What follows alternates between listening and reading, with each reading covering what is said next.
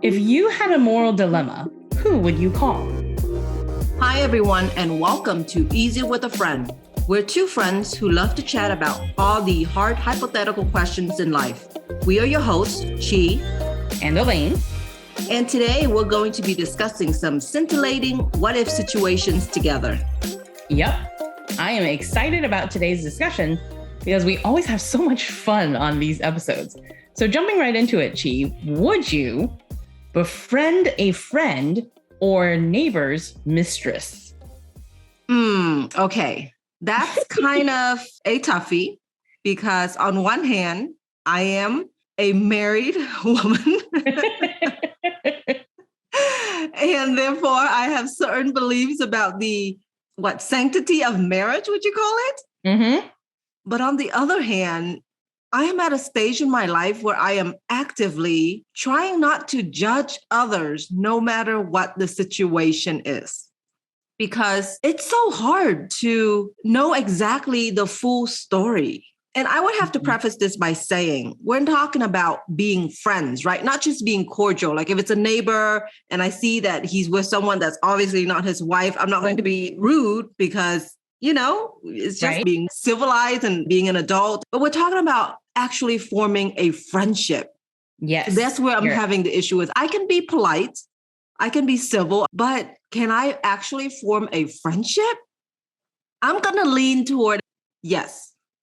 Because I would at least want to know that person's story as to how they got there. I'm guessing if I'm friends with someone, that means I've spent enough time in conversation with them where I would know them well enough as a person to be able to at least judge that their decision to be in this relationship was based on something semi-acceptable. I don't know. What do you think? Where do you stand on this?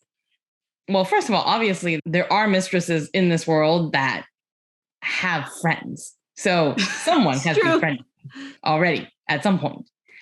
I think for me, it seems like the way I would find myself in this situation is probably because I made friends with them first. In that situation, would I drop them as a friend? The answer is no, because it's like you said, one of the things I work very hard on for myself is not being judgmental of other people. So I would hear them out, I think.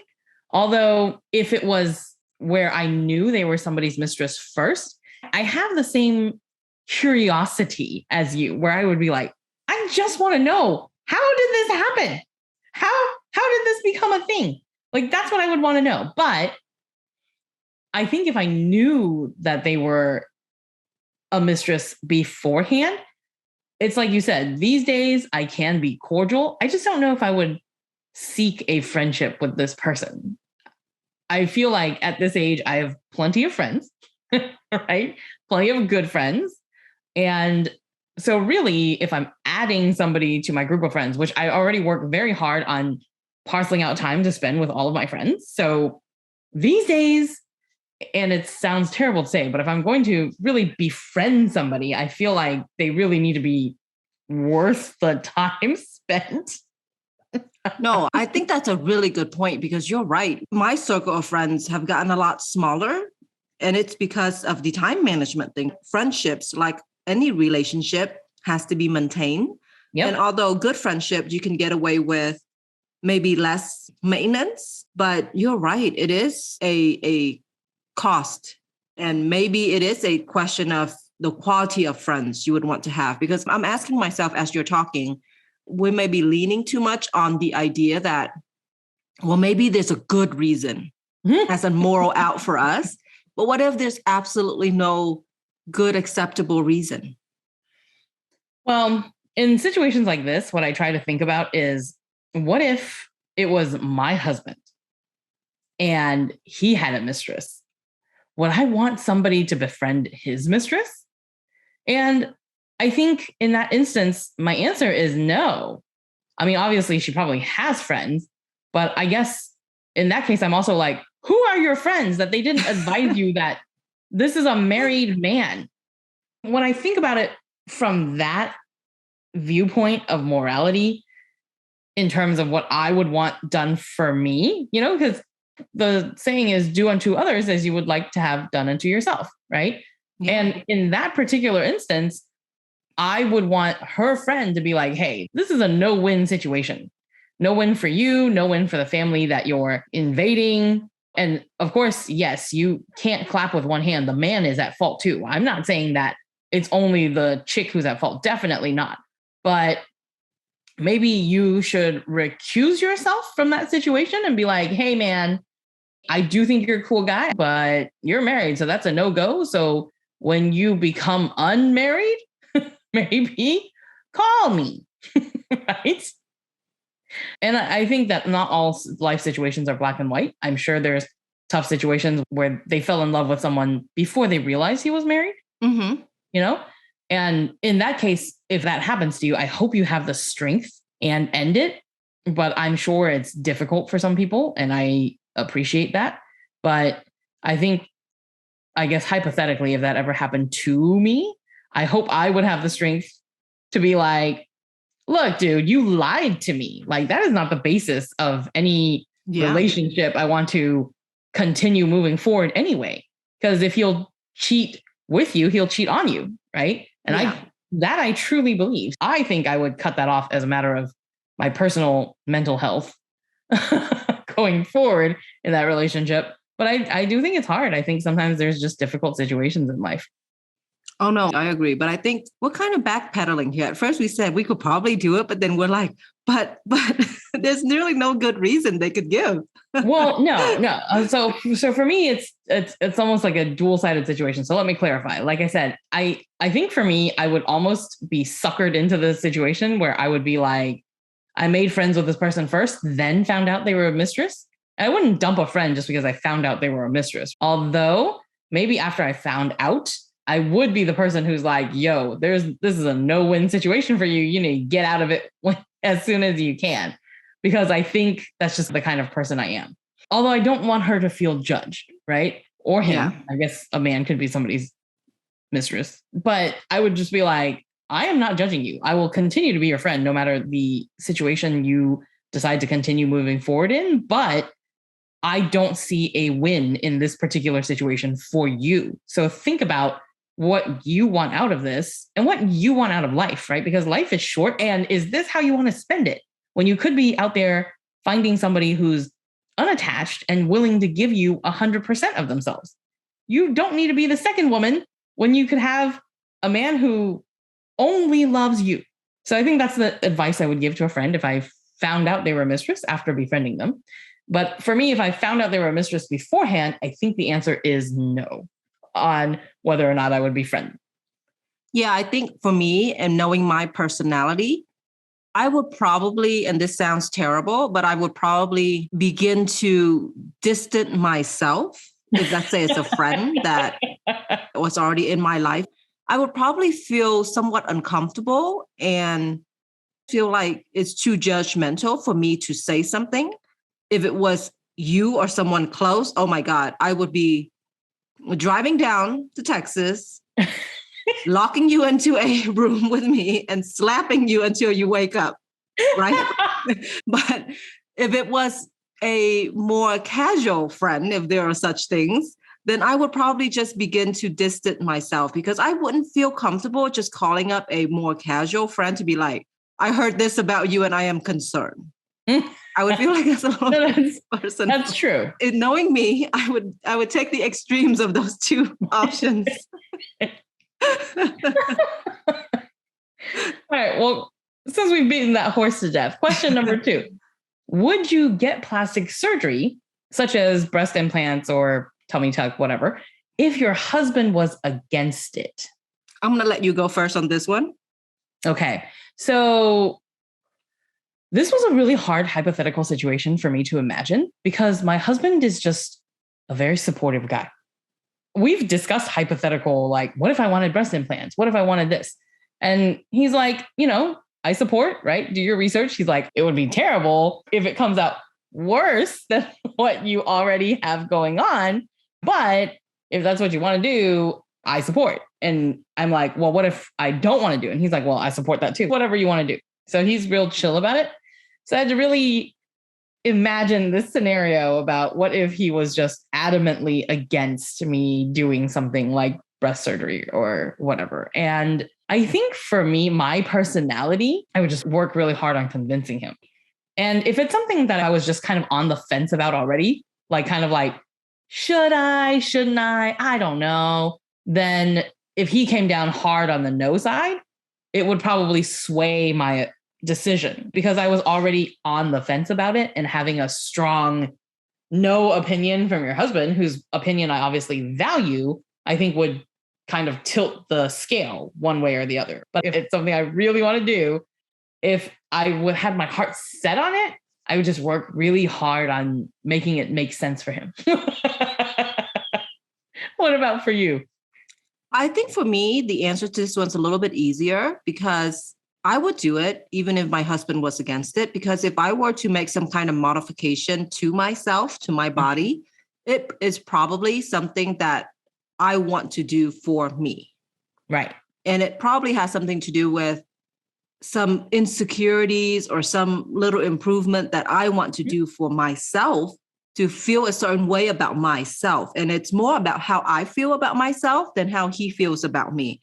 Now, my husband is probably going to be much more like, you look fine the way you are. Don't do it. It's too risky. He's not even into tattoos or anything. Any kind of body modification, he's very against. So I don't see a situation in which I would propose some kind of book and he would be like, go for it. Unless it's something very, very minor, like maybe Botox or something like that, where it's not like barring some catastrophic events, you're not going to come out looking extremely deformed. Right. But yeah, I think it's a very personal choice to get plastic surgery. And I think my husband currently loves me for all my physical flaw. And if, let's say, I did something and it became somewhat of a flaw that he didn't like, he would still be able to love me through it.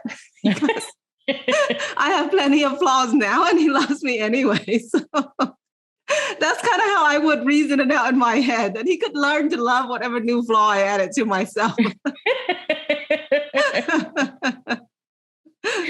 Yeah. So I do want to clarify, you bring up a good point, right? Because I definitely feel for any of our female listeners out there that your body, your choice is where I come down on that equation. And I definitely agree with that. And this is why, I mean, like I said, if I had something I really wanted, I would work really hard on getting him to accept it because I'm probably going to do it anyway. But it would just be nice not to have to, say, fight about that afterwards, right? Obviously, it's something that I want to get him on board with because life with a partner, you're a team. But I think ultimately, yeah, I mean, I do believe that it's your body. And so at the end of the day, it is your choice. I could see a situation where if I was beginning to become extreme with it, if I was costing the family a lot of financial hardship because of the decisions I'm making to get something so elective done, or if I was putting my life at risk, I could see a situation where my husband would step in and, let's say, put his foot down. But my husband, similar to yours, is pretty laid back in terms of decisions I make. And I most likely would be able to convince him. Although if I were to ask his opinion first, he probably would just tell me I didn't need it and it's too much risk.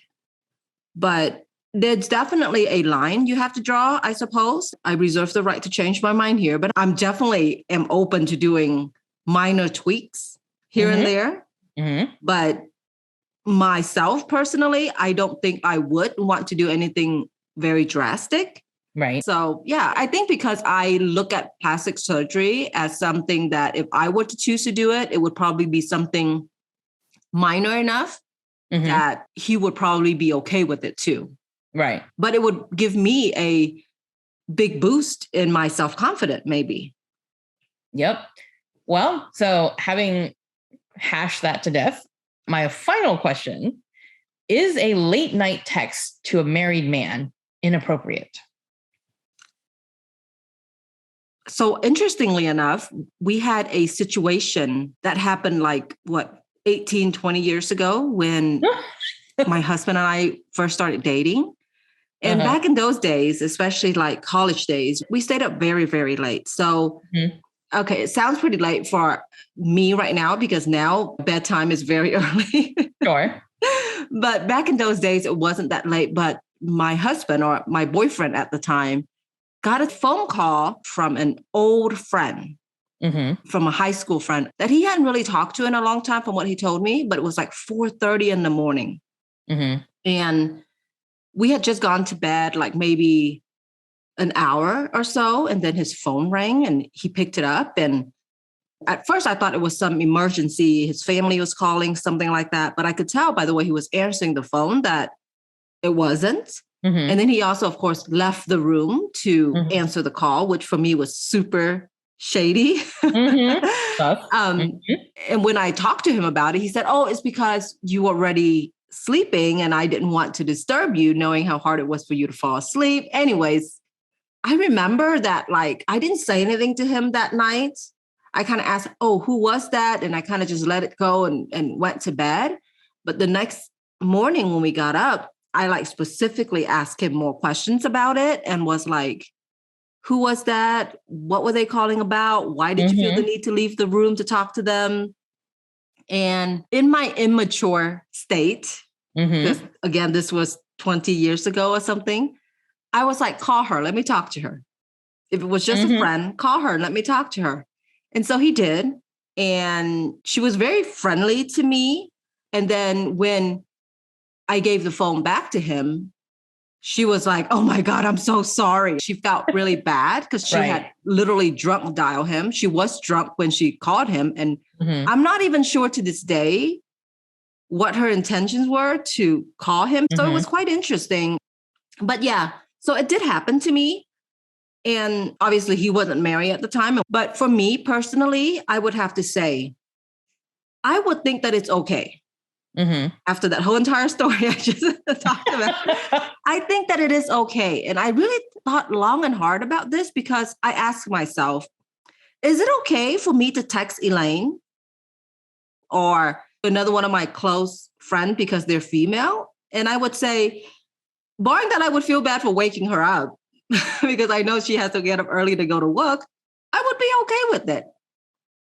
And I guess in the interest of fairness, I would have to say it has to be okay for me to do so to a friend who happened to be male. And that's kind of where I decided to stand on this. Although from personal experience, I would have to say it feels weird. It doesn't feel right. What about you? Where do you stand on this? So I'm glad that's kind of where you ended that, because I was going to say, I think like all other situations in life, there is no black and white. It's gray, right? It's a shade of gray. And when you said, is it appropriate for me to text Elaine late at night? Well, yeah, of course, because we're just friends. So is it okay for me to text a platonic male friend late at night? Yeah, the answer is probably yes on that. But is it truly platonic? Like if there's anything weird going on between you and this married person, then you should definitely not text them late at night. That's probably not okay. If it's not a close friend and you're just casual friends, you happen to have his number, why would you drunk call or drunk text him at that hour? That just seems suspect. I mean, again, if it was my husband, if a late night call came in, he'd be like, oh no, F that. I'm not answering that tonight. He's done that with male friends calls where they'll call late night or text late night. And he's like, hell no. It's too late to be texting or calling me. And he'll just roll back over and go back to sleep. And I should preface this with, my husband actually does get quite a few late night texts anyway, because he manages a team. And sometimes there's a sale happening or a question about a deal or something like that. That's just happens to be a pretty late hour, right? 10, 11 o'clock. They're still working on this. They have a question for him. They might text him. And if it's a team person asking a work question, he's always down to answer it if he's awake. For me, the answer on this question is it really just depends on the situation. And the fact of the matter is, I'm going to dig deep and refer to Confucius here. Confucius said that you know, your morals know whether or not this is a correct thing. Like all situations in life, it may be gray, but if you're feeling a little bit of guilt or a little weird about sending that text or receiving that text, then the answer is yes, it's probably inappropriate because your moral conscience knows. So there is no gray area there. If you get it and you're kind of like, oh, I have to hide this from my wife, then you should not be receiving that text. If you send it and you're like, oh, I hope my boyfriend or husband doesn't see that I sent this text, then you should not be sending that text, right? No gray zone on that. But so I would say for married men out there, if you receive a text and you're just kind of like, oh, what? Like, oh, this is a little, I can't let my wife see this. Then, I mean, obviously you are the receiver, so you're not at fault there. Like it might just have happened to you. Like, oh my gosh, my wife can't see this. Then you should probably text back and be like, this is inappropriate. Please stop texting me after 8 p.m. or something like that. So I think that's where I come down on that question. 2 points that I think is interesting. One, the fact that you mentioned 8 p.m. as your example time for being late really gives it away about how old we are. And two, I think it's also, I guess, telling that you brought up Confucius, because I know the way you were brought up by your grandmother and the way I was brought up by my mom is that it's never okay for a female to be in a room alone with a married man. And we've mentioned this in a previous conversation or a previous episode. And so I think that's the part of it for us that makes it where I would never do it. Right. I would never send your husband a text. I would text you and say, tell Nick this or ask Nick this. I would go through you because obviously we're friends, right? But let's just say I'm friends with Nick or something like that. I would probably still choose to go through you or wait until a more appropriate time just to make sure it's all in the open and nothing shady is going on. But part of that is because we've been brought up to really, really have that boundary when it comes to married men and us being a female. But that's why I said I really thought long and hard on this, because if we're talking about fairness, right, and in the interest of not being sexist, not treating the sexes differently, if I can text you as a close friend late night, and let's say I have another male friend who is a close friend, I should be able to text him just the same. I think that's a more in theory than in practice situation for me, because it's like in theory, I can say morally, I think it should be okay. But in practice, I definitely get what you mean, because I think we've just been brought up to really have that boundary. And I also would have to say this question specifically referred to text messages. And 20 years ago, that wasn't as big of a thing. And phone calls are treated very differently than text, right? Because for a text message, you could see what it is, look at it before you have to respond or choose not to respond. But a phone call, it's harder to know whether or not you're going to have to pick up if it's an emergency, or if you felt like it might be an emergency, or that you won't find out what it's about unless you pick up, or you have to wait for the voicemail and all that other business. So there's a slight difference there, I think, just because text messages are a little bit more casual to begin with than a phone call. And the thing about that is, like, I have a lot more platonic, truly platonic, just good guy friends. Growing up, our entire group of friends in high school was all girls. My grandma, like you said, was so strict about this whole males, females line. It was just easier for me to have girlfriends. And then you grow up and you evolve. And so these days, I'm a lot more comfortable being just friends, like true platonic friends with guys. But I will say that when they're a married man, I always make it a point to befriend their wives. A lot of times, if I'm sending a late night, like, oh my God, this is really funny, I'll send it to both of them. So that way she can see it too, because they're both my friends. So I think in that situation, that's totally fine. If I'm going to send a late night text and his wife is also copied on it, then I don't have any feeling of like, oh, well, yeah, this is weird. I shouldn't be sending this at 10 p.m. But I think everybody has to find their their own line. Because again, it's a shade of gray. If for some people, as long as they're definitely not doing something wrong, like if they're like, yeah, I would send this to a girlfriend, I'm send this to my guy friend, and I don't feel any kind of way like weird about it, then again, like Confucius says, if you don't feel morally conflicted about it, then it's probably fine. It's truly a platonic, funny text, whatever, a meme, a joke. You absolutely should be able to send it to any friend, male or female, but only you know that line for yourself. So I think in conclusion for this question, I think we can both agree that at our age, we don't like to receive messages late night. That's the main conclusion. Yes. That's the main takeaway. In conclusion, don't wake me up after 10 p.m. Unfortunately, we've reached the end of this week's episode. We love and appreciate every single one of you for tuning in. As always, remember to tune in weekly for new episodes. And if you've enjoyed this episode, maybe take some time to call up a friend and have a scintillating conversation.